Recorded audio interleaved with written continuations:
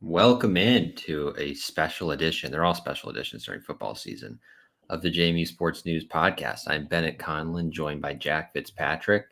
The Dukes, they're 5-0 and enjoying a bye week, a relatively stress-free week. I don't know. There's waiver talk now, so am I a little stressed out about this waiver coming through? Maybe a little bit. No, I'm not at all. Yeah, this might be the most stress-free Saturday I'll have in a long time. But Saturday's game, I wasn't full of a lot of stress on Saturday's game. No, maybe a little bit late with South Alabama making a quick run, but 31-23 felt like closer to a blowout than a one-possession win for a lot of the game. Pretty solid performance. You know what else is a really solid performance?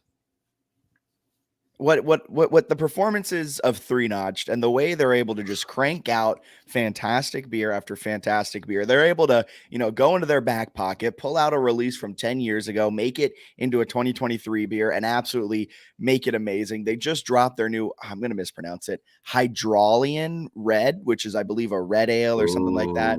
One of their flagship beers. They've re-released it with a new logo, with a new can on it, can design. It's absolutely fantastic. You have to check that out if you're in the area of the Three Notch Valley Collab House, or if you're in Richmond, Roanoke, Charlottesville, Virginia Beach, or out over on the mountain. Check out Three Notched.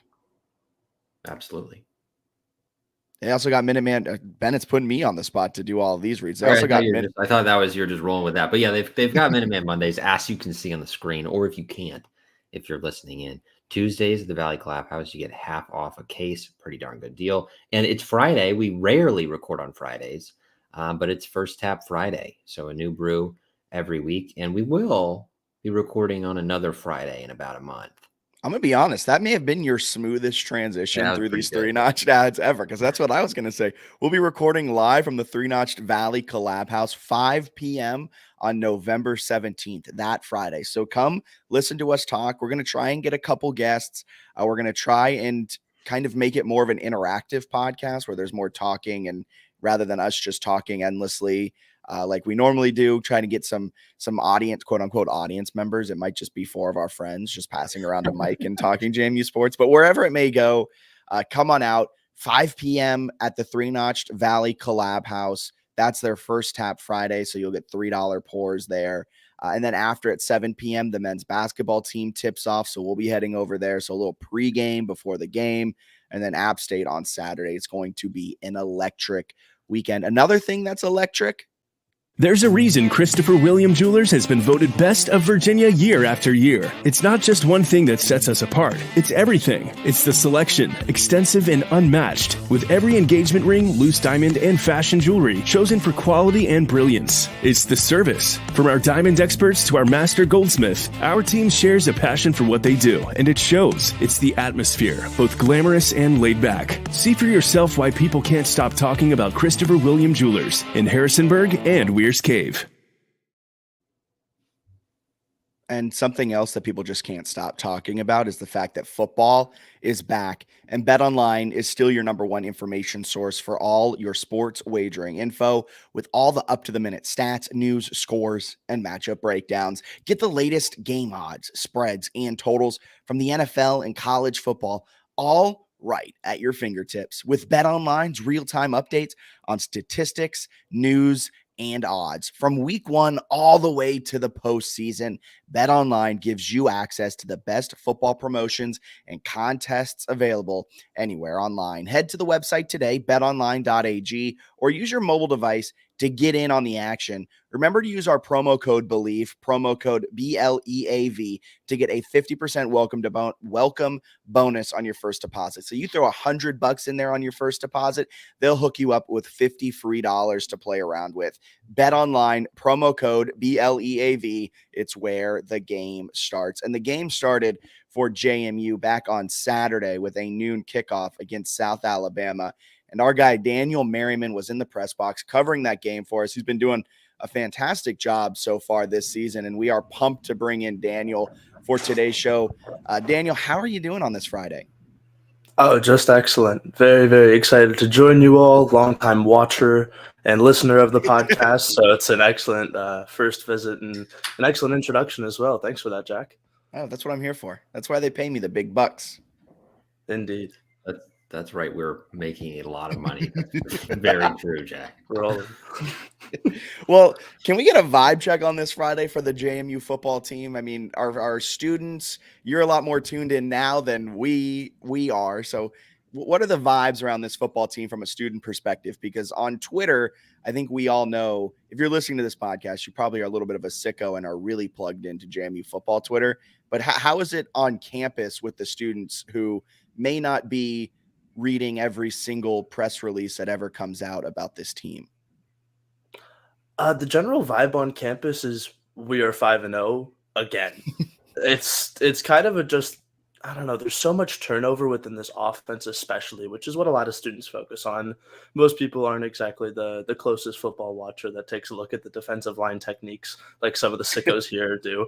But we really have a lot of turnover on our skill positions and at quarterback. And the fact that we are now still 5-0 with those new people in place, with Jordan playing the way that he has, with Elijah Surratt stepping in, there's been an overall excitement that it's not just a one-off, 1 year, oh, we're in FBS, but we had the right guys. We had some generational talents like Percy, like Chris, that really were leading us into this new era. No, this is a consistent thing. We're going to be good year in and year out. And we've been very supportive. Everyone I've talked to has been super excited about this team. There's been watch parties all over the place. Everyone's coming out to games and tailgating. I know the ticket prices for some of the student tickets this past week were upwards of $40 and $50 just to get into the game.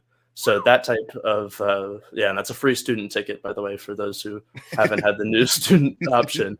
But all of that to say, this team has been very well supported in Harrisonburg, and the campus is truly rallying around them. I'm really, really excited to see what they do going forward. But so far, we've been very supportive and very tapped in. That's good to hear. Yeah, that's a good insight. I said lose my cloud cover and get blinded slowly during this podcast. But Daniel, I was curious. You mentioned McLeod playing well. Stats for Jordan McLeod at quarterback are awesome. At least for me, he not the third quarter. Okay, but he mostly passes the eye test. But you've been in some of the press conferences with Curt Cignetti. I guess, what do you make of his comments about Jordan McLeod, the offense in general, and then sort of the third quarter and the play calling there? What can you take away from Cignetti's recent press conferences? Cignetti has had almost a bipolar approach to some of his responses. On one end, you get, we're really doing what we need to do. The guys are flying everywhere. The effort is concise. Everyone loves how it is that we're putting our effort towards these games. And then you talk about the execution for more than 5 seconds, and he gets upset very quickly. And you can tell the difference between an offensive and a defensive question based on his vibe and on his answers. Jordan has left some plays out there that has been very well known, that has been very established. And I think that all of us here can say that with 100% honesty, he's missed some. And that's been some on his receivers, some on his reads. But in general, for just taking a look at the eye test overall, he has played very well. He's really stepped up, especially considering he destroyed his leg the last time he played football.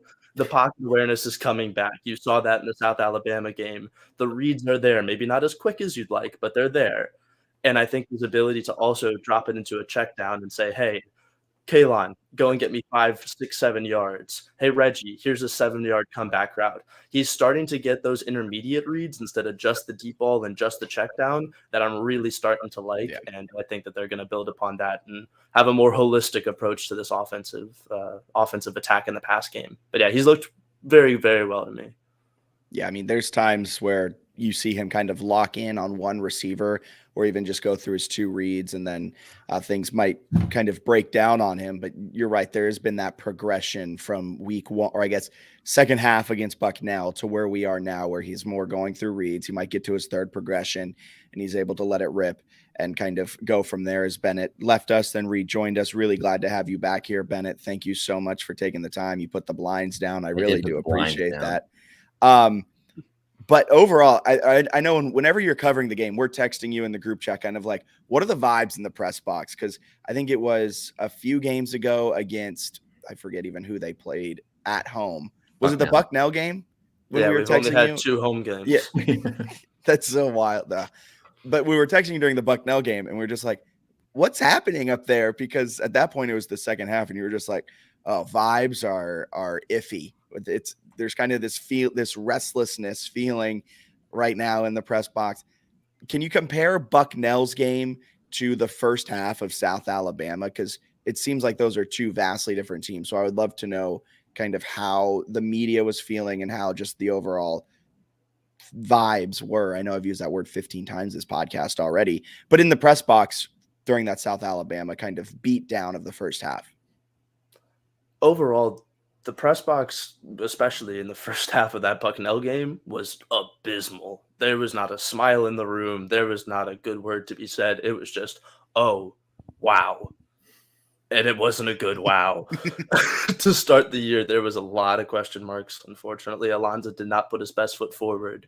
But I think a real turning point in that game and in the season overall was that deep pass to Reggie Brown right up the seam from Jordan McLeod in the second half, where he laces one over the top for 50 yards on a beautiful ball. And everyone goes, okay, that looks more like it.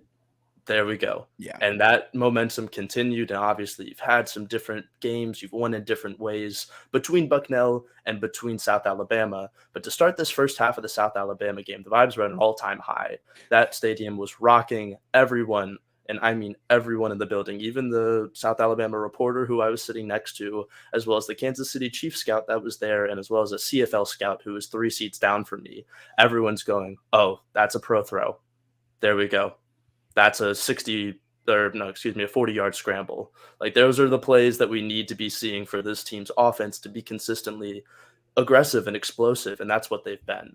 I think the Zach Horton play really opened up a lot of eyes because we haven't seen him in the receiving game nearly as much as we maybe could have expected compared to last year's production at tight end, where Todd really liked to target those TEs. And he's been really, really having good games, been blocking excellently, but to see Horton pop off 2 big ones with 2 after contact, just massive yak plays is awesome to see. I was, again, super excited to see that first half one where he broke off, I believe, for 40-odd yards, and then the 66-yarder as well in the second half. There was just really, really good energy in the room. A lot of people were excited. Shane Metlin of the DNR, who's sitting down again, a couple of seats away from me, just had more good things to tweet about, I would say, than anything, and was having a better time than Bucknell, because it was an ugly half of football in Bucknell. I know we were up, but that was not a pleasant press experience to sit through. We're all writing down questions of what we were going to ask Signetti afterwards instead of watching the game at a certain point. But South Alabama, you were tuned in, you were locked in and watching the show.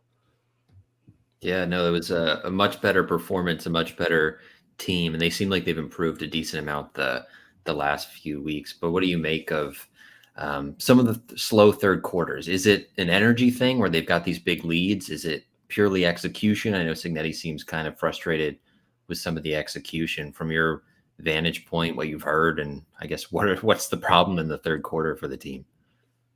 I feel like the third quarter has been a mix of a lot of different things. It's been a lack of execution. It's been an adverse ability to call pass plays on longer first and second downs. It's the ability to say, hey, if this isn't working, we need to throw in something weird here. I have not seen a first or second and 10, end around or a jet sweep or something to say, hey, maybe we do a flea flicker. Like, it doesn't have to be crazy, but to switch it up and give the defense a look that they haven't seen all game would provide, I think, a lot of nuance to this offense that right now, to start off the second half, it really doesn't have.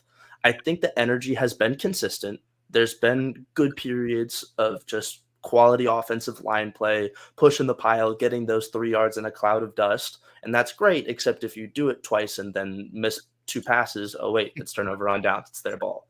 So I think it's a really big combination of also we've been leading most of the time in the third quarter. So Cignetti's been turtling a little bit, and actually a lot of it.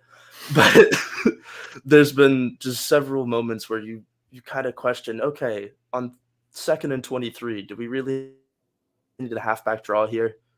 Okay, on 3rd and 3, why are we dialing up 2 verticals and a crossing route? Like, just some questionable situational play calls mixed in with odd situations have led to execution not being there in the third. And the defense has been on the field so much, they're getting tired quick. So that also is a big part of it, I think. Yeah, that's a perfect segue into this next thing, because JMU's defensive line is just not as deep as they kind of expected coming into the season. Abi Nwaba-Kuakonji goes down with an injury. They're kind of just a little bit beaten and battered just across. I think Emmanuel Bush went down. I'm not sure if he ever came back into the game against South Alabama, but he came out with an injury at one point. And you see it in the first quarter, in the first half, this team is generating very high amount of pressure. They're not letting you get anything going in the run game. They're really making quarterbacks have happy feet, really start to push the issue and speed up their processing in the pocket. And then back half of the second quarter into the third quarter, the team you can kind of see the offensive line for the opponent starts to win a little bit more. They're able to dominate the trenches more and more and more. And that's when they're starting to get the more chunk plays. They're starting to kind of chip away from the lead. And that's when kind of we see things start crumbling down. The offense they don't hold up there into the bargain. Then when they need it, the fourth quarter, they rise up to the challenge, as tough as it may be, but they have the stamina. They've gotten their conditioning in clearly, and they're able to make the play when they need to in the second half. But overall, that was my long-winded entry into this next question of the second half. They still played really well. The defense, that may have been their best game from first to last whistle. What has it been with this defense from your perspective and honestly your opinion overall? Because I'm not entirely sure. How is this defense taking that stride forward and getting better week in and week out? I think they're getting better in different facets and in different speeds. I think the linebackers have done a phenomenal job of getting downhill, being able to stop the run, and just clogging up the middle of the field. However, that sideline to sideline play, I think, is still a little bit working. It's still in a little bit of development. With Torres as well as Jaywalk, they both can fly into the flat in about 2 seconds. And Aiden Fisher has done that plenty of times. However, Trent Hendrick and Aiden, sometimes you see them just sticking in the box for a second too long. The defensive line takes maybe a half a second longer to get into the backfield and get to the quarterback's face. And then the weakness of this team shows. And in the second half, the secondary is really, I think, the storyline. Yeah. When we see that we're up, in an example, the South Alabama game, quarterbacks have to throw more. I was trying to conjure up a stat earlier this week, and I was taking a look at the passing stats. From the start of the second quarter to the end of the game, Carter Bradley threw 40 times. 40. Jordan McLeod threw 22 times the whole game. So that's something.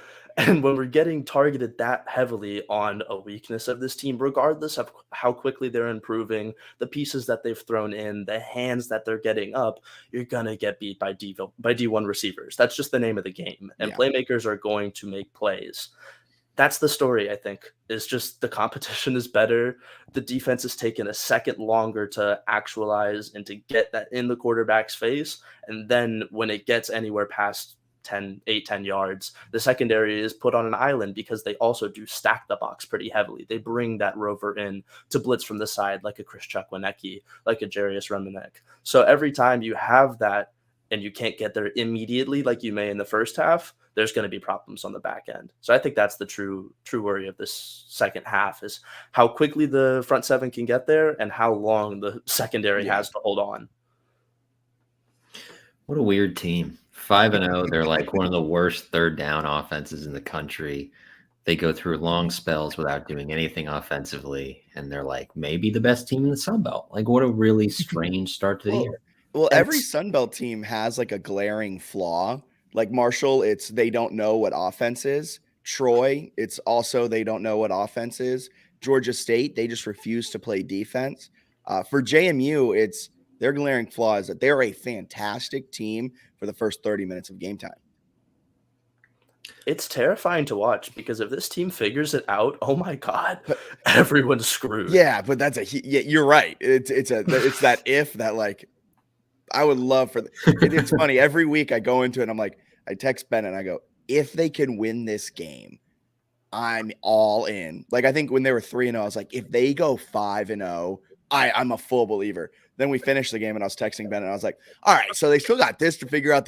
I'm not bought in yet. And it's been that way like every week. And against Utah State, it was like, okay, if they can go in and blow out the Aggies on the road in Logan, Utah, all things considered, I'm all in on this team. What, they get up like 31-7 and then they can't hold on. And at the end of the game, I'm like, that might as well have been a loss. Might as well be 0-5 at this. But this is there. Like, this team gives me heart palpitations.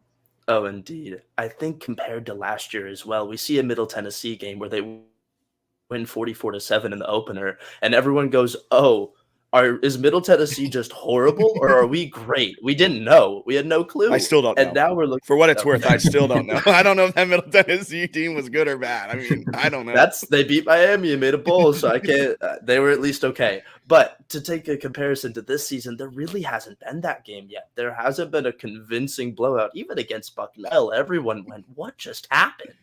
We had so much turmoil at the quarterback position to start. Now in the secondary, seeing so many faces getting moved in and out of that, and production varying from game to game drastically. I mean, if you take the secondary's performance when they were at Troy and put that against Utah State, that game is a 3-touchdown win for JMU. Yeah. And I don't think that's a particularly hot take. So it's just been some confusion, some consistency issues, and just really, really weird football so far. Good football, 5-0. 5-0. 5-0 is 5-0. You're right. And they have the best record on the road in the FBS. So, indeed, with a lot of miles under their legs already. Very happy the bye week came when it did. And I'm happy we also get now a South Alabama home game and up next a Georgia Southern home game. Two good tests, but staying in Bridgeforth. Gosh, what a time. Just a quick thought, Daniel. What are your thoughts on the Georgia Southern Marshall 2-game stretch coming up? Is 7-0 likely possible? What do you get the vibes of the team? What have you seen from sort of their confidence, and if they think they can keep building on this? I think that this team has a general sense of displeased, and that's a really good thing. I think Signetti has said it. It's been vocalized amongst many different members of the offense and defense. There's still things we need to improve. And to be 5-0 and to be annoyed that you're not as good as you want to be is a great thing. I think that there's plenty of momentum within this team to get some guys back. For example, possibly a Torres Jones this next week, where if you start to get those key players, especially at linebacker back, if you start to have some consistency amongst the run game, if the offensive line gels the way that it could, because you're returning all these guys, you're just moving them around to some different positions after the Kidwell injury. There's a lot of moving cogs that this team is like 0.5% away from figuring out, I feel like. That they're just on the cusp, just on the lip of. And I think that secondary is a little farther away than most, but it's still improving, and it's still so incredibly young that these game reps are invaluable. The bye week has come at a great time because of that ability to heal, because of that ability to take a look at some film, to do some self-scouting. I hope there's some serious self-scouting done towards the offensive passing game, because I think that there's just been some some predictability. I mean, the double move that Elijah Surratt had in that first half on the first passing completion of the game to get Jordan McLeod a touchdown is the first double move I've seen all season go for an explosive play. That can't be a one-off. That needs to be something that we're throwing in more and more, and including more wrinkles of maybe a Jordan McLeod designed run. Like, these things that you clearly have the personnel for need to be capitalized on, and I think with a week off, they're going to be able to include and incorporate some of those new aspects into their offense, which is just going to make them, I think, frankly, unstoppable. I think if they average more than 35 a game for the rest of this season, I wouldn't be shocked. Because there's not a Sun Belt East defense that scares me, especially you have UConn in there too. Yeah. There's a lot of high-scoring games, I think, incoming for the Dukes. Yeah, I agree with that. And before we let you go to enjoy your Friday evening of studying at James Madison University, here heading into the bye week, I want to know who your team MVP is. It's a great question. I think the team MVP, first of all, has to come from defense. I think that that's just the makeup of this team, how they've been winning ball games, and I think that the offense has performed well, but there has not been a standout to say that they've been an MVP yet. McLeod would be my choice if you had an offensive MVP so far. I believe on the defense, it's going to be in between two players. I'm going maybe three. I'll say two for now. Aiden Fisher and James Carpenter. I think that between the two of them, they're both so impactful. They've provided so much havoc to especially the run game. But Aiden Fisher as well, starting to pick up receivers across the middle of the field this past game, truly showing that sideline to sideline ability and just being a defensive monster in the backfield with some pass breakups, with the interception, tipping another one to D'Angelo Pons in the Utah State game. Those type of plays of getting your hands in the passing lanes, getting a solo tackle 6 yards deep with 40 seconds left in the game. That TFL on the last drive for South Alabama was huge. And I think that he's truly stepped up and has played excellently. I'm incredibly excited to see what he does for the rest of the season. I'm excited to see if they have another 3 linebacker package with him, Jaywalk, and Torres coming back. And if it's only 2 linebackers, he's still a starter, in my opinion. I don't know which one of the two is bounced, but one of them is not going to see the field nearly as much. I agree. And then for James Carpenter, his stats kind of haven't shown how impactful he has been. If you watch him every down, and I've gotten close to it now, especially for the South Alabama game, he eats double teams alive in the middle. That center and guard are fighting for their life every play when he lines up against them. And if you just put a center on him, I'm sorry, it's not going to end well. I don't care what level of it is, if it's Power 5, if it's Group of 5, he's a game wrecker in the middle. He provides so much gravity for these ends to make plays, and we saw that this past week with Jalen Green having a monster afternoon. Truly, he is the key that unlocks the production that this D-line gets, and his A-gap ability to just put out his arms and swallow running backs up and not allow them to get past the 3 and 4 yard line, let alone the second efforts he makes to get tackles well deep into the field once he gets off a block and is going downfield. That ability and hustle, knowing where the ball is at and always being around it, is why I think I'm going to give him my team MVP so far. Love it. Great pick. 10 out of 10 pick. So, Daniel, thank you so much for taking a little time out of your Friday evening to join us, talk a little JMU football. We hope to have you on again, and excited for what you pump out for that Georgia Southern game in about 1.5 weeks at this point now. Yeah, in and about. I think it is next Saturday, so 8 days. Can't wait. I'll be covering in the press box. You see my @ on the screen at DanielTFXC. Please follow me there and follow along. Be writing some pieces after the game as well. I ask questions in the press conference. So if you have anything that you want to get asked, please let me know. But I appreciate you boys having me on. Jack and Bennett, you have an excellent rest of the afternoon. Your Friday. See you, man. Thank you. All right. Love it. Good insights there, indeed. Duke's 5-0. I still am honestly taken aback that we are 5-0. Yeah, it's a heck of a start to the year, and they have some obvious flaws, but they're finding ways to win. They do have some strengths, right? I'm impressed by the defensive line. I think the announcers were impressed in the South Alabama game by a transitioning team having that kind of defensive line. They're making some plays. They got a lot of guys who are making plays, and we'll see if the run game can come around. But otherwise, I think pretty good so far. Yeah, and before we move into some of our first out success rates, some of our overarching things around this team. I think that leads us perfectly into some sort of quote unquote film breakdown. I guess we used to do these for a Patreon. We stopped doing them for a bit. But Bennett had a few plays that he wanted to talk about, and I wanted to talk about that. And so, sorry, technical difficulties with the videos. I always mess it up. But a few plays in the second half, mainly because Curt Cignetti said they were dropping 8 at times in the pass game. And Bennett and I both were a little taken aback at that, because I think we watched the same game as Curt Cignetti, and we weren't entirely sure that they were, quote, dropping 8. So there were a few key plays. There were a few times they dropped 8. There were other times that I think Jordan McLeod made the wrong read and it set them up for failure. And there's also a few times where it worked out well for them, where things were correct and they picked up a few yards. Tyshawn Wyatt had a really good pull block and things of that sort. And then I also want to show Bennett something I haven't told him about after we do, looking at the quick video. And it's just a really interesting kind of 2-play summary of the day. So this play is in the third quarter, 5:48 to go in the third quarter. It's a 3rd down and 12.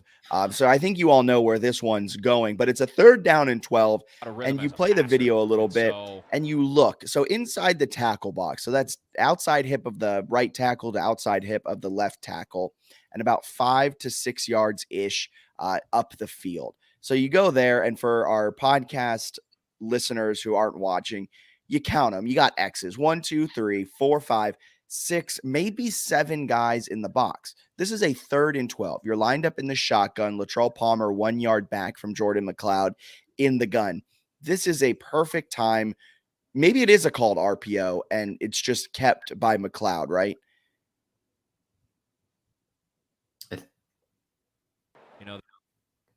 Yeah. Go ahead.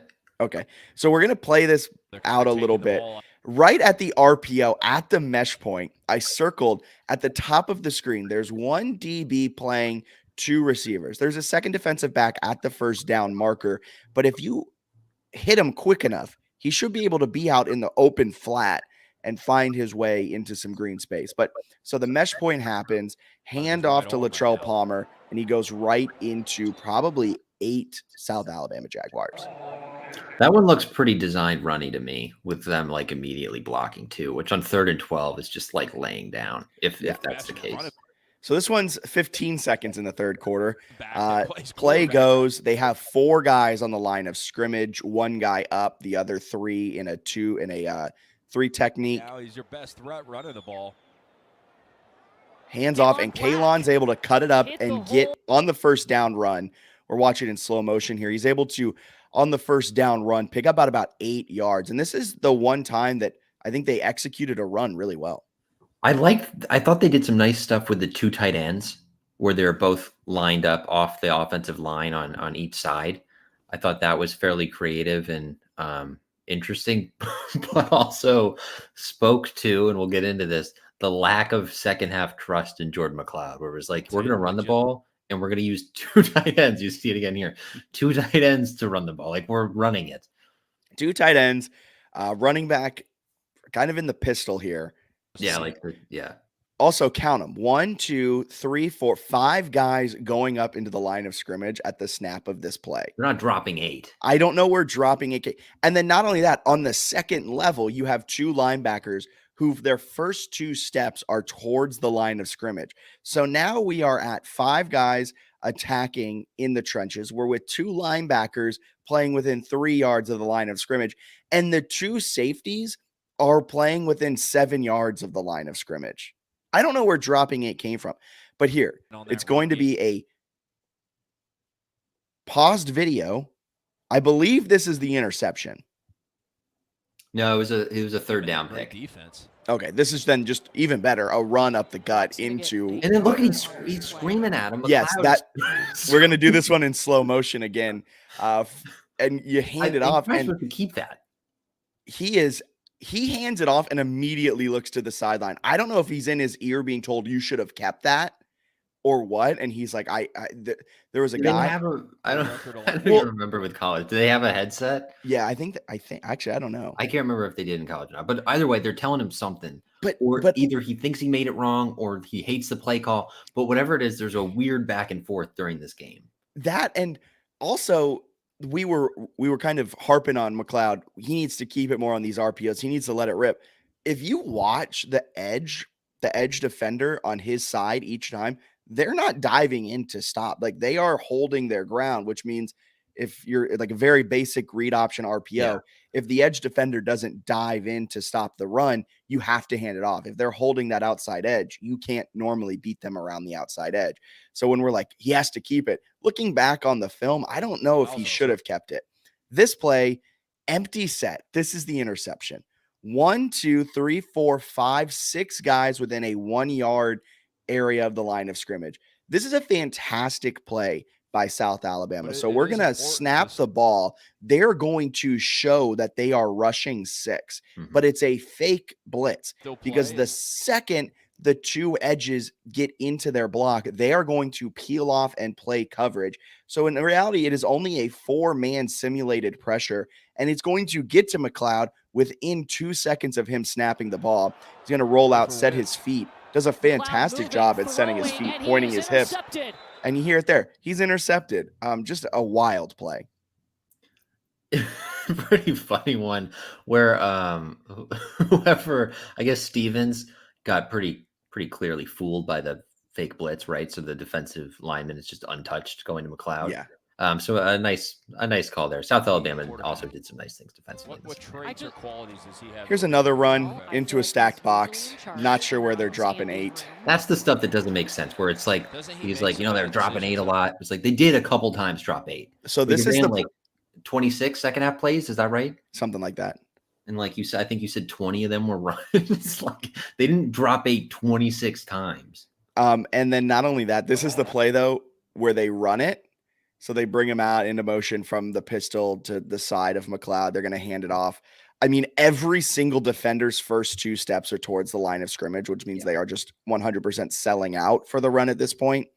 Lawton picks up 2-3 yards on first down. So technically a non-successful first down run. But then the very next play here, fourth quarter, 11:47 to go.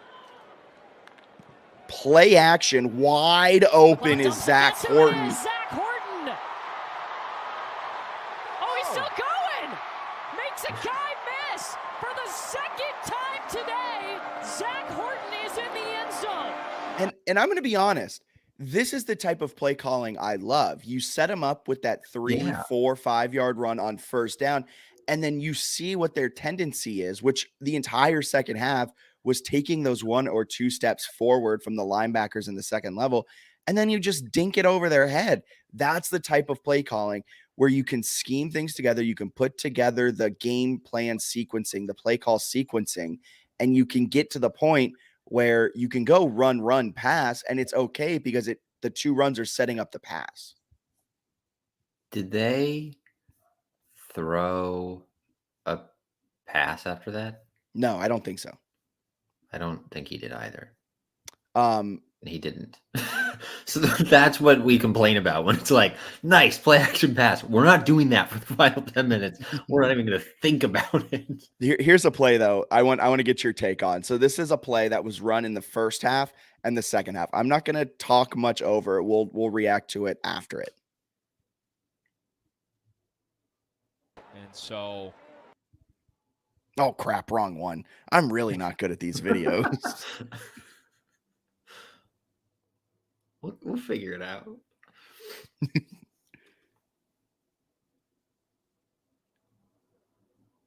It's oh, I see what I did wrong. Okay, so give me 1 second. This is technical difficulties.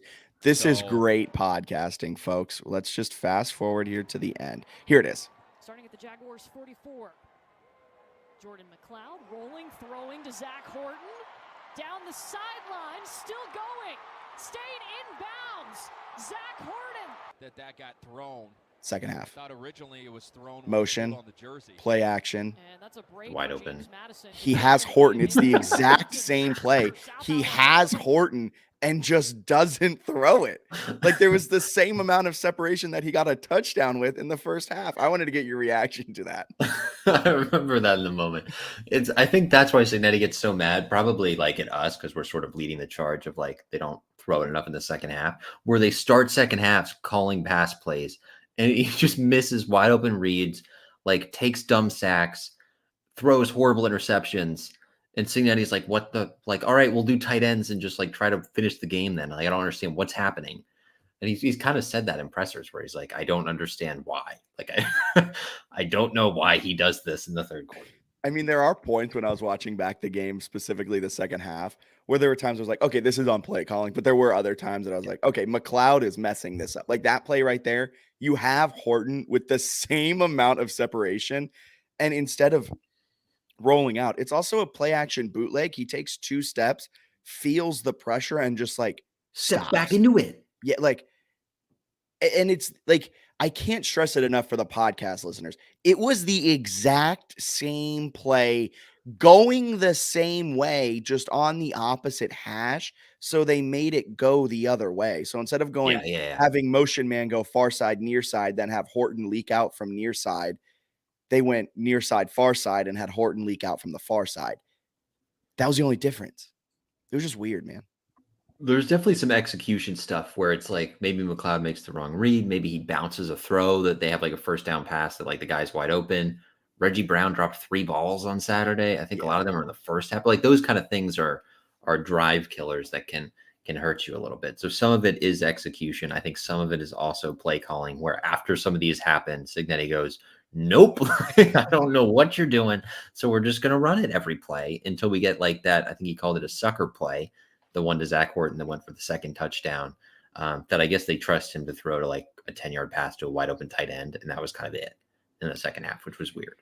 It's a very weird thing. I've never seen this before in college or professional football at any level, really at any level, where a player is arguably a contender for Sun Belt Player of the Year for 75% of the game statistically.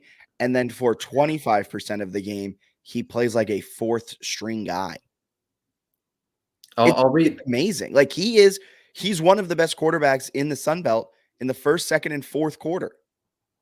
I'll read one Signetti quote that I have in News or Snooze because I don't want to have them all in there. He says, we've got to get better execution from the quarterback position on third down. I think he misspoke. This is the Sun Belt coach's call. And the whole conversation was about the third quarter. It could work either way, given their third down conversion percentage. So maybe he meant down, but I think he meant quarter. But anyway, and he said, and he knows it, referring to Jordan McLeod. It's evident when you watch the tape. I don't know what's going on there. We feel like we're getting a lot of bad habits coached out of Jordan, coming from 2 programs that didn't win to a program that wins a lot. Just a unnecessary just drive-by on Arizona and USF, but love it. And then he goes, I don't think it'll be an issue going forward, but we made the adjustments we had to make to win the ball game. Sort of held on. Displeased that we didn't finish them the way we should have. Utah State also, but the bye week comes at a good time. Fascinating that he's straight up like, yeah, I turtled. I had to turtle. Like we would have lost if I didn't turtle. I respect it. At the end of the day, JMU's 5-0. Like he's right. They're winning the games. They're doing what they need to do. But man, the second half splits, the quarter splits are just so weird. And I think it comes down to this, and I want to get your take. I think it's because he turtles. And I know he refers to this. He goes, well, in Utah State, we went pass to start the second half. Okay. And then you didn't do it again. Like, I think there's a subconscious thing where McLeod's like, I'm only going to have 7 pass attempts this half. I have to do everything I can to get more. So in these 7 opportunities, I'm going to try and score a touchdown. Maybe he's not like consciously thinking that, but something along the way has like made him think that. And I believe that's why then he forces things. That play action rollout, he threw into triple coverage. He rolls out. I mean, technically he does everything that you want a quarterback to do in those situations. Roll out, get away from pressure, set your feet, point your hips, deliver a catchable ball. Unfortunately, it was just catchable for the Jaguars defense. He should have rolled out, maybe extended the rollout a little bit more and lob it out of bounds. I think when Cignetti says they're coaching a lot of losing habits out of him, that's a very valid thing. Not that Arizona and USF are terrible programs, which they are. It's that like he may have these habits because he has been rehabbing a broken everything in his leg. So there may be things in the back of his head that he's still trying to say, I can do this on my leg. There could be some of that. There could. I know some people floated the idea of rust. Some of it is like maybe he's just like still developing as a quarterback. Like maybe he's not an NFL player. You know what I mean? Like he's probably just got some limitations in terms of how good he is. I just don't like when they don't trust him in the second half. Because like the throw he made to win the game against Utah State, Reggie Brown was not his first read. It's like a 2nd and 9. He looks the other way, comes back to Reggie Brown, throws the ball like 15 to 20 yards, gets clocked in the pocket, and it goes for a touchdown. And it's like you got to trust him to figure it out that he will, like over the course of the third quarter and in the fourth quarter, eventually start to play better. You can't be like, well, I threw it 2 out of the first 3 plays in the second half. Yeah. The fans want to see passing, which that's also not true. The fans aren't like, oh, we love how pass plays look. No, the success rate on runs in the second half is abysmal. Fans just want to see wins, and they're getting them, but they're multiple times you're letting teams back into the game that you don't need to. That's the problem. So far this season, JMU's offense has run 62% of their first down plays as running plays. A first down play for a run has only been a successful run 45% of the time. So 62% of the time, they are doing something that works 45% of the time. That's not a great split. 34% of the time, they're running a pass on first down, and 54% of those passes are successful. And a successful pass or run is a play that garners 50% or more of the yardage needed to get a first down. So if it's 1st and 10, that first down play generates 5 yards or more. But the real issue, I think, in all of this is not that they're running it. It's that the run is so incredibly bad this season. This running game, and I'm going to bring up EPA, and Bennett, I'm ready for you to make fun of me, is averaging negative 0.098 points added per rush. So if we round up by 0.002, which is not a lot, they're averaging 1/10 of a point off of the scoreboard each time they run. So for every 10 runs, it's taking a point off of the scoreboard. And mind you, they're running it 50 times a game. So I guess for any casuals listening, and I don't know how many casuals are listening, but for people listening, I guess, is it fair to say that like the second half running is contributing as much or similarly to McLeod's mistakes with like teams coming back? I guess, how do you look at those things? And we texted about this, and I know what you're going to say from the rebuttal, so I'm prepared. But I don't see the difference in running 3 plays and punting, like run, punt, than what a pass, punt is. In terms of like, if your end goal is to get a first down, you're not doing it. Like, what does it matter if it's an incomplete punt that goes from 1st and 10 to 3rd and 10 to a punt, then a run for 2 yards, a run for 4 yards, and then a run getting stuffed at the line of scrimmage? Like, to me, those are two of the same, and I'm ready for your rebuttal. The clock would be Cignetti's argument, right? Would be that if I run the ball, I can burn however many minutes, and if we string a few first downs together. But they're not. Like, that's the thing. They're not. And just from a overall, we have a large enough sample now. It's been 4 games against FBS teams. Offensively, they're averaging 0.26 points added per dropback. That's 48th in the nation. That's pretty darn good. So essentially more than double what a rush is doing. A rush is taking off 0.1 point per rush. A dropback is adding 0.26 points to the scoreboard. For comparison's sake, the rushing attack is the 108th most efficient in the nation. There's only 133 teams that are being measured. Like, I would argue that if you passed it 8 straight plays like they did against, okay, so South Alabama, they finished the game off 1, 2, 3, 4, 1, 2, 3, 4, 5, 6, 7. The last 7 first downs against South Alabama were all rushes. Of those 7 first down rushes, only 2 of them gained 5 yards or more. I would argue that if you ran a pass for 7 straight first downs, you would come away with more successful plays. I think that's a fair argument. I'm going to say all of that. They are 5-0. Like, I got to keep telling myself that they have won 5 games in a row. They're the most winning program in the FBS on the road this season. Like, they're good, like they're a good team. They have flaws, but Cignetti has found out ways to coach around them and pull out wins. I know they're 1 possession wins, but they're pulling out wins.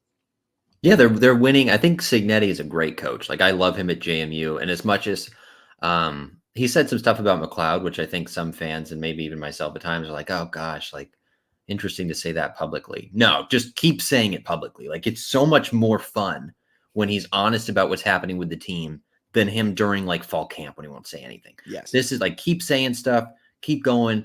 Keep coaching your heart out. He's awesome. He's the perfect coach for JMU right now. Like, I think he is the perfect fit. He's a better coach than Houston. He's a better coach than Withers. Like, I'm a better coach than Withers. He's probably the best coach they've ever had. Mickey Matthews. Matthews had some down years where they were tough. Down years. I don't think it's an argument. I think it's Cignetti. Cignetti's the best coach. I think he's a great coach. He's phenomenal. He's woefully underpaid, like based on the USA Today stuff with like, he's similar to like some other like bad MAC teams or some Sunbelt squads. And it's like, oh my God, like how are we getting him for that? And I know I've seen some people who are like, he would never leave unless the situation's perfect. Maybe that's true, but like, you got to imagine there's booster money coming in somewhere. I don't know if it's enough booster money to make him like nuts with what we'll see. But anyway, he's a really good coach. He does a lot of things really well. I also think like the way they managed the clock at the end of the first half was like borderline embarrassing. Yes. There were 4 seconds. So first of all, they butcher it. Jordan McLeod's pissed because he wanted to go down and try to score again. They then, with 4 seconds left, initially ran out the punt unit. That would only lead to like maybe a blocked punt in the final, like no benefit to that. I think they called the timeout and like reset and were like, oh, let's just run around for 4 seconds. That was jarring that they ran the punt unit out. The end of the game where all they do is run the ball. There's some stuff they do where I'm like, what are you doing? But they still do so many other things really well in terms of like, I think their general scheme, I would say their like recruiting and culture is phenomenal. He kills the transfer portal. Like McLeod is very good. There's a case that Lawton's the best running back. Surratt looks like he might be the best receiver. Todd Centeio last year. He's done Chroma as a transfer. Like Chris Thornton was a transfer. They've done so many things through the portal that are unbelievably good while also retaining a lot of their main core. Like everything, like I love Cignetti. I think he's doing great. This is the longest qualifier. No, I'm just saying we're picking nits. Because like I think he's phenomenally good in the majority of things that you need to do well, which is like recruiting, like a good culture, right? Developing players, and then like the portal. He's killing that. Yeah. So if you have like the occasional in-game like coaching mistake, I don't care, because like it's a matter of like, are they going to go 11-1 or 10-2 or 9-3? Like they're all pretty good. Yeah, especially for your second year transitioning. Right. Like, how do you build the defensive line this impressive? And then I was like, oh, they don't have the depth. They're not going to be able to hold up. Like, how is it going to work? They just run out like only 6 guys, and they still have the best defensive line for like most of the game. It's impressive. Yeah, it's very impressive. So yeah, we are picking nits. We think there are things that you can that could be improved, and in my opinion, I think if you improve them, this team then becomes leaps and bounds the best team in the Sun Belt. Yeah. I think they are the best team in the Sun Belt right now, according to my power rankings that you can find at jmusportsnews.com. But I think they could just become so much better. Like, I think there is a huge, huge opportunity to see this team grow. And I think this bye week does come at a perfect time. As cliche as that may sound, they have an opportunity to rest up. They have an opportunity to figure out this relationship with McLeod. I think if this relationship with McLeod can be figured out, not only does that help this season, that helps next season too, because McLeod still has another year of eligibility if he wants to take it. Now, there's a lot of great guys coming in the recruiting class, and Barnett is still there. So who knows what McLeod decides to do at the end of the season. But that's a relationship you got to fix. And I think if you fix it, this team can be extremely good this year and next. And I think we can see McLeod take a really, really awesome leap. But like you said, this is all nitpicking. There are things to pick. They are pretty big nits, but they are at the end of the day nits. So that takes us into this week's news or snooze. Bennett will give me 3 quotes. I'm going to say if they're newsworthy or if they're snoozeworthy. We got a lot of content this week from some press conferences. Yeah, I'm excited about this. We got some good ones. I'll start with one here from Kurt Signetti. No one is satisfied, but this team plays hard. They have one vision. They're together and they fly around. About 85% of them. We got 2 or 3 on the offensive side mainly that can step it up a little bit. First part of that quote, snoozeworthy, very much coach speak. Second part, newsworthy for him saying like about 85%. We're flying around. We're doing everything we need to do, control the control. About 85%. I mean, you say some guys on offense that can step up. Yeah. Yeah, he definitely means Jordan McLeod. Yeah, which is why it's hilarious. Like some of his comments where he's like, we're flying around. We do everything we need to do. And he's like, except for 2 or 3 of us.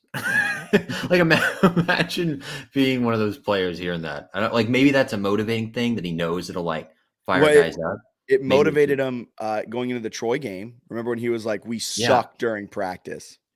He knows what he's doing with the media, right? He uses it as sort of like a tool, I think, to fire people up. And some of it makes sense, even just like on a baseline level with us, like we tweet out graphics or post graphics on social or certain stats, and like the players see it pretty quick. Yeah. So like they see the quotes. Like there's no chance they're missing the quotes, which is entertaining indeed. Okay, number 2. There's a lot of really good ones here to pick from. Here we'll go with this one. The whole organization is completely fatigued, but we had one more in us today. The schedule was kind of ridiculous, to be honest with you. Kurt Signetti. Snoozeworthy. He can complain about a schedule all he wants. I don't care. You won the games. You did what you needed to do. No point in lamenting about it now. You got the bye week. Go to the bye week. Figure it out. You went on the road 3. You know what this means? At the end of the season, they're not on the road as often. I was thinking about that. The rest of their road trip, so they've got 3. They've got every big one out of the way. Marshall's not that hard. Georgia State's pretty easy because Atlanta's like an easy city to get to. And then you got Coastal in the last game of the season. Like those are super manageable. Yeah. It sucked. But now if you take it from a view of like looking forward, it doesn't matter. Again, I think that's something he's using the media to kind of get his point. I just thought it was really funny, the first part where he's like, we're completely fatigued, but only after we got one more dub. We're fine. It's like, all right, whatever. I also love the whole organization. Okay, the third one I think is the best one, but it's a long one. Breeze report, I think it was Jackson Hefner, asked him. Oh, he came out. Is this the one where he came after Jackson? Kind of a good question, though. That got a really. It was a great question, but do you have the whole quote? Yeah. Okay. So he asked him if he was concerned that the wins were like by single digits. And he laughs and he goes, I don't get the question, to be honest with you. The object is to win. We're playing good football teams. I mean, we've done something that right now a lot of people in the country are surprised at, right? I don't know if that's entirely true. But anyway, now we have to do a better job of putting He didn't say that, folks. That was Bennett's aside. That was me adding that in. I don't know how shocked. I think people are like impressed by it, but I don't know if there's like a floored national thing where it's like, these guys, they're doing. It's not like last year. I think last year they were shocked. I think this year they're like, okay, good for them. Like, oh, they're good. Okay. Anyway, now he says, this is Signetti. Now we have to do a better job of putting people away. We should have put this team away, and the reason we didn't was our own doing. We should have put Utah State away. I know what our talent level on this team is. I know who our people are. I know what our potential capabilities are. And there's still some positions where we're still sort of improving. Let's just put it that way. And then he had a couple other things. And then at the end, he was like, do I wish we put more teams away quicker? Yeah. But do I like the question? No.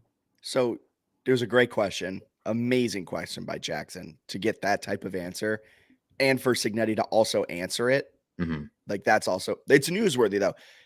It is a bad thing that they are getting up big on teams, and against Utah State, they were outscored 31-7 at one point. Then they were only able to score one offensive touchdown after the Zach Horton play action bootleg in the fourth quarter. They were helped immensely from a Jalen Green deflected pass, pick six. At the end of the day, that score counts, but that is this game where they won thanks in large part to a defensive touchdown. And that's the UVA game. They won because of a blocked special teams touchdown. So those are things that like you can't count on week in and week out. And they are getting 2 out of the last 4 weeks. So at a 50% clip to win these games. So it is concerning that your offense does enough early, but then you just can't keep the pedal to the metal as it goes on. And it is extremely concerning. I'm glad Cignetti said that. I'm glad Jackson asked that question. That's a newsworthy quote. I'm a little upset you didn't bring up this quote. There was a lot of talk about it, but the quote was, "The plays are there, but we aren't executing." Yeah. That's a very concerning quote to me because the logic doesn't follow. How so? The plays are there, but we aren't executing. I don't think the plays are there. I think in the passing game, when he has Horton in the flat and doesn't throw it, I think that's what they're frustrated with. Where he thinks the plays that they're calling, pass plays in the third quarter, are open, and he misses them. McLeod. Okay. I think he's shifting responsibility kind of a lot to be like, well, Jordan isn't executing, and some of it I think is fair.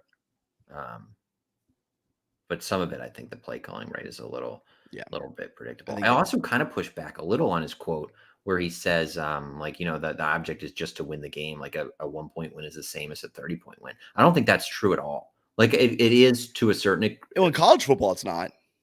Right, because like the teams you're playing are very different, and in the whole postseason process, the way you're perceived nationally is based a lot on. Now you get like all these different analytical metrics. So the more you win by, the better your metrics look, right? And then you're also looking like when they go to the 12-team playoff, the group of 5 gets a bid. Like the way it'll probably go is like one group of 5 team will be included in the 12-team playoff. Whereas the Power 5 teams, if you win the Pac-12, well, the Pac-12 is dead. If you win like the Big Ten, right, you're in. If you're in the Sun Belt, you're not necessarily in. Like you still have to be ranked higher than the other 4 group of 5 conference champions. So you have to go out and like have some style points. He's like, style points don't matter. Well, they will. And they're the reason JMU is not actually in the top 25. They're receiving votes. So when it comes to like national perception, which can help a lot with recruiting and all these other things, I do kind of think margin matters at least a little bit. Obviously, you'd rather win than lose, but the margin factors into how you get viewed. Yeah. Can you extrapolate on 25 as my max? Yeah. Another important quote here. JMU ran a little, they stick a camera up and they put like a question on the camera. Yeah. And then the players answer and it becomes a social media video. Yes. They asked how many chicken nuggets guys could eat in one sitting. McLeod's only 25. McLeod, even for Chick-fil-A nuggets, he said 25 would be his max. Is that concerning to you? Well, yeah. Teo could put down 40 pretty easily. I mean, not if you're looking for this, but there is a live stream video of me eating as many nuggets as I can in an hour. Sure. I tried to eat 100. This is all college for you. I got to like 73. That's a lot. In one sitting. If you go actually, if I'm looking back and I could change one thing, it would be to add a dipping sauce. I went dry nuggets, dry McDonald's nuggets. I was thinking, well, my goal was to get to 100. So I was thinking any sauce would take up precious space. But then at a certain point, you just get tired of chewing. So I know my max is like 75. So the fact that my starting quarterback of my college, my alma mater, can only get to 25, that's really, really scary. I'm just saying, my max is 75. I'm also a 6'2", 250 dude. Jordan McLeod is much smaller than me, so I probably have a lot more stomach space than he does. but I got to see him get to 35, 40 if he needs to be my quarterback that I believe in moving forward. I agree. Jordan McLeod, I challenge you. I'm looking into the camera. Jordan McLeod, I challenge you to a nugget eating contest. I'll win. I don't even know why I'm challenging. That's an easy dub. It would be nice if Signetti slipped that into a future press conference where he's like, what's he not doing outside of football? It's like, well, he barely eats any chicken nuggets. Get your weight up. Put me into the press box at post game after after a blowout win against I don't know, Georgia Southern. You put me up there, I'd be like, Coach, can we talk about Jordan McLeod's chicken nugget habits? Well, I might be overreacting to that chicken nugget take from Jordan McLeod. And, some JMU fans may be overreacting to JMU's performance up until this point of the season. It's time for a little overreaction corner. Bennett, are you ready? Yeah, let's do it. So, these Sun Belt Conference recruiting classes are no joke, and it's only getting better. Our very own Ben Hoffer said that one. He is following recruiting for us, so I'll trust his gut here. Yeah, that was more of a plug for his recruiting Shout coverage. out, Second one, just a reminder that this one is hilarious to me.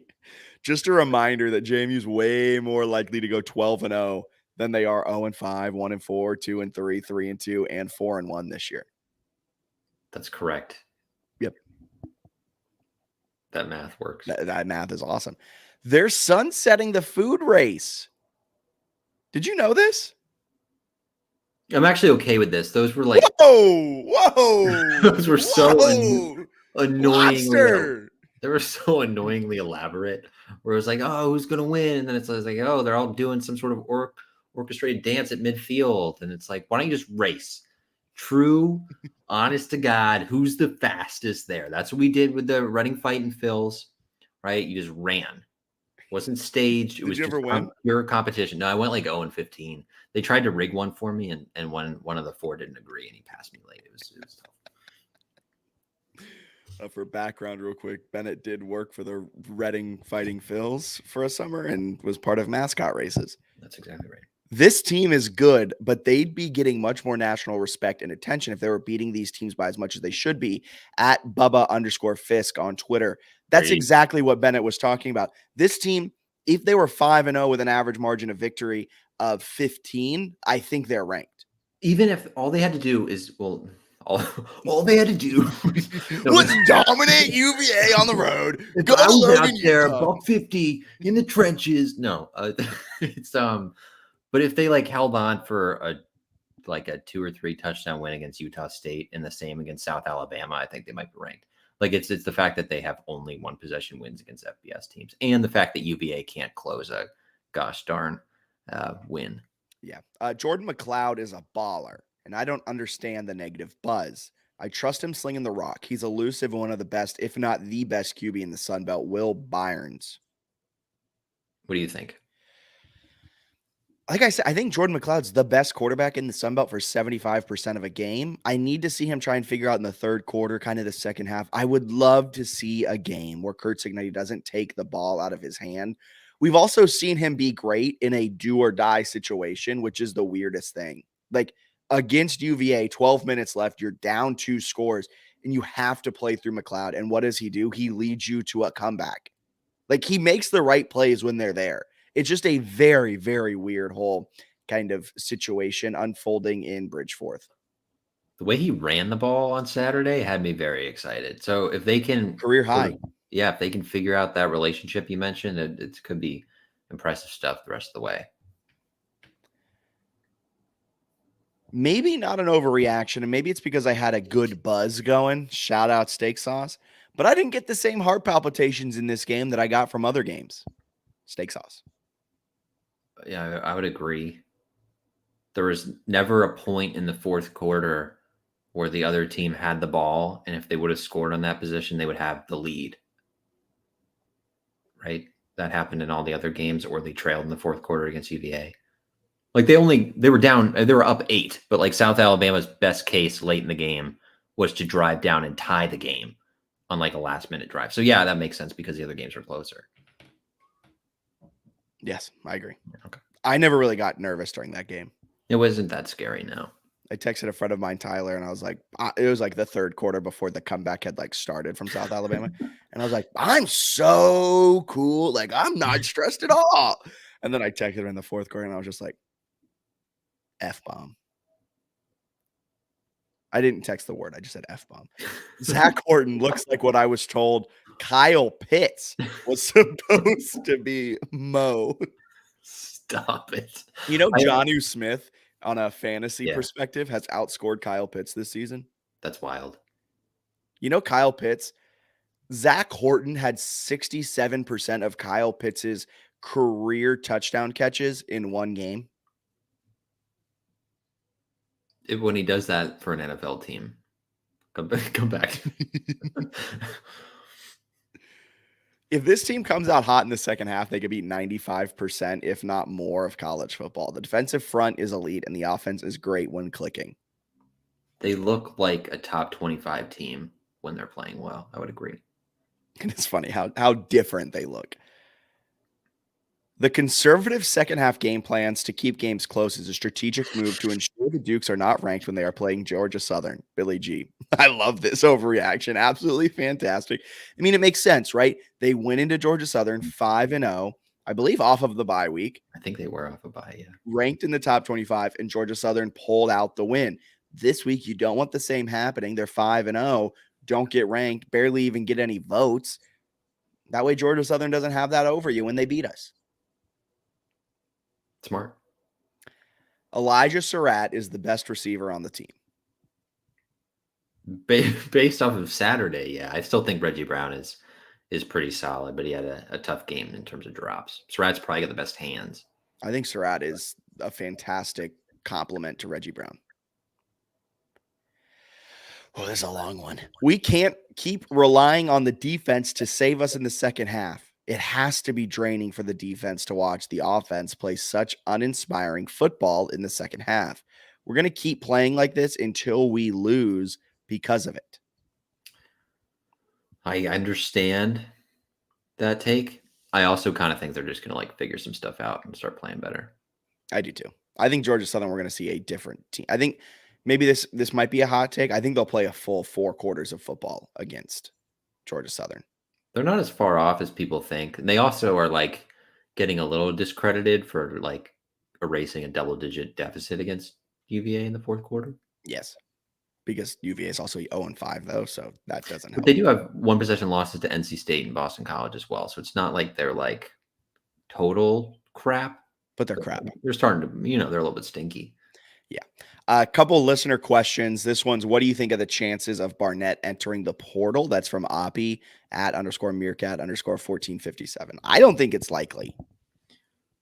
If there's one thing Power 5 teams love, it's film of somebody playing one game and struggling against Bucknell. I don't think he's going to have a million offers. He's a good player, but he's got a clear path to eventually becoming the guy at JMU if he wants it. And he just has to show up on a Saturday. He also has a really good shot at winning the job next year, just based off of the comments made this year. Dude, if McLeod doesn't figure it out and they have a game where they're up 21 in the second half, would it be crazy if they gave Barnett a series? All right, man, make an underneath throw. Yeah. So I don't know. I think he's still got a good path if he wants to go that way. And if he does transfer, he'd probably have to go to a different G5 that's maybe in a less winning position. Like a MAC. Yeah, I don't know. Why is Liberty classified as a school rather than a church with a football team? That's a good question. I don't know. How many more wins until JMU Nation freaks out and says we should be in a New Year's 6? I think that's already happening. 2. If they beat Georgia Southern and Marshall, every JMU fan on the internet, especially with the Thursday game being on TV for the rest especially of the week, you. Yeah, for the rest of the week, it's going to be look, they're the best. They deserve a waiver. Yeah, it's close, I think, to becoming just full-fledged mayhem, although we've already got the state attorney general. Yeah, it's teetering right now. Yeah. How do we fix the third quarter production on offense? That's from Ryan. Pass. Well, maybe Barnett gets third quarters. Actually, not a bad idea. McLeod's just chilling and putting down 25 chicken nuggets in 15 minutes. What's that?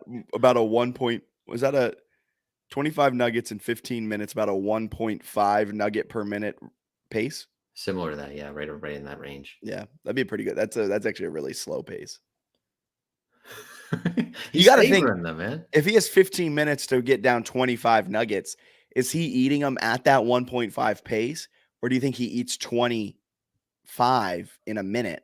Because we all can do that. Right. And then just coasting. Much like how the JMU offense puts up a 25-point lead and coasts through the rest of the game. That's a good question. And do you take Barnett out then with like a really bloated McLeod?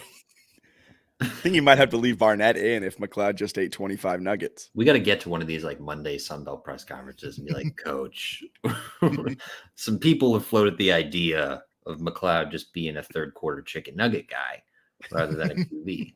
What are your thoughts? But in all honesty, how to fix a third quarter problem. I think it's get more successful on first down. I think a lot of the issues stem from the inability to get positive plays on a consistent basis on first down, thus setting up seconds and third and longs. And when Cignetti is up big in a game, he has a propensity to decide to run a halfback draw on second and long and then be completely okay with just taking the L and running it up the gut on third and long, taking up the full play clock the next time, and really just trying to shorten the game any way he can. It also helps / doesn't help if you're a fan like us that Ryan Hansen's one of the best, if not the best punter in the entire nation. Right. That man is a amazing punter. So I think Cignetti is 100% okay with just like giving him the ball and being like, can you pin him inside the 15? And Hansen's like, easy. Yeah, he likes punting. He loves punting. Well, that's right. Anything else you want to add on this behemoth of a podcast? Do you want to do Sunbelt Pick'em? Oh, thank you so much for reminding me to do Sunbelt Pick'em. I got bodied last week. Folks, it's time, baby. I finally have the lead in Sunbelt Pick'em. Not only a lead, I have a 2-game lead over Bennett after he absolutely sucked this last week. I'm sitting at 46-11. Bennett just 44-13. So we have a jam-packed game of Sunbelt Weekly Pick'em. Only about 4 games on the docket this week, though. So, Bennett, you got your work cut out for you if you want to come back this week. Jam-packed with one of the lightest schedules. What happened last week? Before we dive into this slate that has 5 games, what happened? You went 4-4. That's pretty bad. That's terrible. That's pretty. I'm trying to think of where I got. You got Texas Georgia State wrong. Yeah. You got Southern Miss. You picked the worst team in the Sun Belt to take down one of the most efficient offenses. Yep. You picked South Alabama. Oh, yeah, I forgot. What else? I picked UMass. Yeah, what was I thinking? All right. This week, you got Marshall at NC State. I like Marshall here. I'm a little worried because NC State's making a quarterback switch to MJ Morris, which could be a positive. But I'll take Marshall. I think Marshall's got a really nice team. I'm going to go with Marshall, too. I think this is like a low-scoring slugfest with NC State's new quarterback, and Marshall doesn't know that they invented the forward pass. So I think Marshall scored 41 last week. Cool. Against who? Old Dominion. Yeah, cool. I could score 41 against Old Dominion. Old Dominion held Texas A&M to 9. Commerce. All right, ODU, Southern Miss. Southern Miss. No. Wait. I'm picking ODU. I'm taking ODU. Sorry, I got my wires crossed. Clearly, Southern Miss stinks. They're favored, though. They shouldn't be. Both these teams suck. I wouldn't recommend watching this game. Take ODU on the money line, and Texas State goes to Louisiana to take on the Raging Cajuns.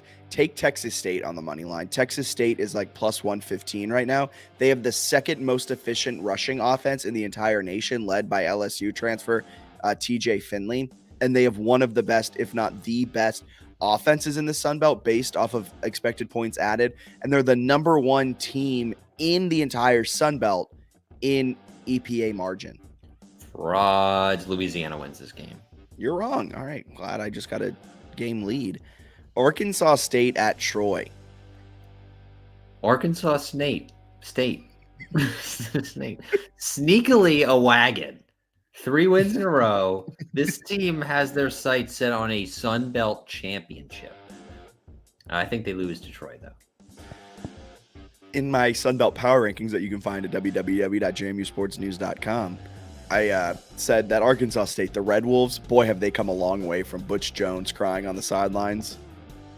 He may return to crying on the sidelines this week against Troy. Troy shut down Georgia State on Saturday. Troy's pretty good. They have a good football team. South Alabama, ULM. It's in Monroe. ULM lost on a walk-off field goal to App State. Who do you got? I've got South Alabama, although South Alabama is sneaky close to looking like a fraud. Not quite. I'm taking ULM. Oh, wow. The sneaky things happen in Monroe, Louisiana. ULM showed me enough offensively that I think they may be able to get to South Alabama's defense. And I think this will be a high-scoring game that ULM will bounce back from that 41-40 loss against App State with a big-time win over an SBC West contender. Nice. So we'll be tied after this weekend. That's cool. Awfully bold of someone that just went 4-4. 500. We turtled a little bit, but we feel good about it. No, we didn't. I dominated. I'm 46-11 on the season. You're 44-13. Get out of here with turtling. It's like LeBron. LeBron's doing his picks just straight up. He's not even doing against the spread. Yeah, those are bull. Even though that's exactly for what letting we're us doing. know your picks, LeBron. I will say it is hilarious because I think you went from having only one loss the week before to a 4-4 week. Yeah, bad week, but we're trying to get better. Obviously, the plays are there, right? The picks are there. It's just the execution right now. That's execution on the guys. All right. Anything else you got to add before we hop up and out of here? No, we'll talk about some Olympic sports soon, and then basketball's only a month away. Yeah, we got to have a robust basketball preview. We'll start planning that. If there's anything you want specifically in the basketball preview, let us know. You can email us at jmusportsnews@gmail.com, DM us, mention us on Twitter, whatever it may be, JMU Sports News across the social landscape. This has been the JMU Sports News podcast presented by Bet Online. Be sure to like, rate, and subscribe wherever you are listening. Until next week, see ya.